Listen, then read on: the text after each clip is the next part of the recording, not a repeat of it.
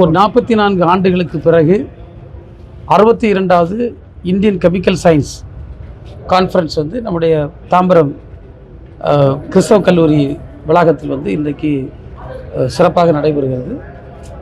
இதில் வந்து net zero goals, அதாவது நம்ம கார்பன் எமிஷன்ஸை நெட் ஜீரோ ஆக்கி சுற்றுச்சூழலுக்கு நாம் பாதுகாப்பாக இருக்க வேண்டும் என்பதை வலியுறுத்தி வந்து இன்றைக்கு நடைபெறுகிறது.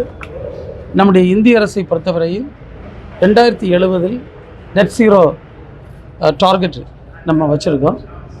தமிழ்நாடு அரசை பொறுத்தவரையில் அதற்கு முன்னதாகவே அதை சாதிக்க வேண்டும் என்று பல்வேறு முயற்சிகளை நாம் எடுத்து வருகின்றோம். இந்த சூழ்நிலையில் தமிழ்நாட்டில் இந்த கான்ஃபரன்ஸ் நடத்துவது மிக்க பொருத்தமான ஒன்றதாக நான் பார்க்கின்றேன். காரணம், இந்த கார்பன் எமிஷன்ஸை பொறுத்தவரை சுற்றுச்சூழல் நாம் பேசுகின்ற வார்த்தைகளாலோ வேறு ஏதாவதுனாலேயோ நம்முடைய ப்ராமிசஸ்னாலேயோ அது சரியாக போகலை. ஆனால் நாம் ஒவ்வொருவரும் எவ்வளவு கார்பன் எமிஷன்ஸ், கிரீன் கேஸ் எமிஷன்ஸை நாம் உருவாக்குவதை குறைக்கின்றோமோ அதை பொறுத்து தான் இருக்கிறது. எனவே இந்த அச்சீவிங் நெட் ஜீரோ கோல்ஸ் என்பது அரசு, அது சார்ந்து பணி செய்கின்றவர்கள், மக்கள் எல்லோரும் இணைந்து எடுக்கக்கூடிய முயற்சி. அதை தீமாக வச்சு அவங்க இந்த கான்ஃபரன்ஸ் நடத்துவது சால பொருத்தமாக இருக்கிற நான் மகிழ்ச்சி அடைகிறேன். இந்த கன்னியாகுமரி மாவட்டங்களில் அதிகப்படியாக மழை அழிக்கப்படுது, இதனால் மரங்கள் எல்லாம் நிறைய அழியுது அப்படி ஒரு தகவல் இருக்குது. அது பொதுவாக நீங்கள் வந்து இதுக்கு முந்தைய ஆட்சியில் கவனிக்காமல் விட்டுருந்ததாக சொன்னீங்க. அதை குறைக்கிறதுக்கு நம்ம என்ன மாதிரியான நடவடிக்கை எடுக்கிறோம், இல்லை மரங்கள் அதிகமாக நடுறதுக்கு நம்ம என்ன மாதிரியான நடவடிக்கை எடுக்கிறோம்? தம்பி, இப்போ நீங்கள் ஒரு நல்ல கேள்வி கேட்டீங்க. நான் பலமுறை பதில் சொல்லியிருக்கிறேன். இன்றைக்கு என்னை போன்றவர்களுக்கு ஒரு மிகப்பெரிய வருத்தம் என்னென்னா, ட்ருத் வர்சஸ் ப்ரொபகண்டா, உண்மை ஒன்று, பிரச்சாரம் ஒன்று. கன்னியாகுமரி மாவட்டத்தில் நான் அமைச்சர் பொறுப்பை ஏற்படுவதற்கு முன்னால் 44 குவாரிகள் இருந்தது.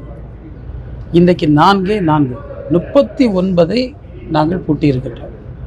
எனவே கன்னியாகுமரி மாவட்டத்தில் அதிகமாக எடுக்கிறார்கள் என்பது இந்த ட்ருத் வர்சஸ் ப்ரொபகண்டா நிகழ்ச்சி. உண்மை வந்து 39 பூட்டப்பட்டிருக்கிறது, 4 தான் இருக்குது. இது உண்மை.